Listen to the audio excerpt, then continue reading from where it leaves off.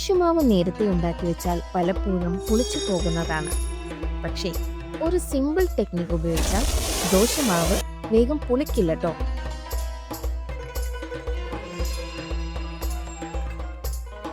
വാഴയിലയോ അല്ലെങ്കിൽ കറിവേപ്പിലയോ ഉപയോഗിച്ചാൽ മാവ് പുളിക്കുന്ന പ്രശ്നം എളുപ്പത്തിൽ ഒഴിവാക്കാം ട്ടോ.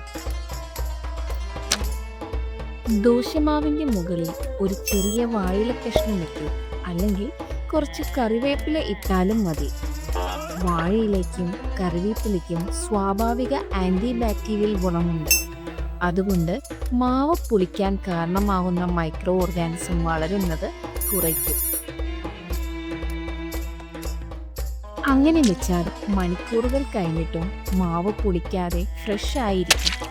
ദോശയ്ക്കും ഇഡ്ഡലിക്കും പെർഫെക്റ്റ് ടേസ്റ്റും ടെക്സ്ചറും കിട്ടുന്നതാണ്. ഇതൊരു പഴയകാല വീട്ടുവൈദ്യമാണ്, പക്ഷേ ഇന്നും 100% വർക്ക് ചെയ്യുന്ന ഒരു ടിപ്പുമാണ്. തീർച്ചയായിട്ടും നിങ്ങൾ ഇതൊന്ന് ട്രൈ ചെയ്ത് നോക്കണേ.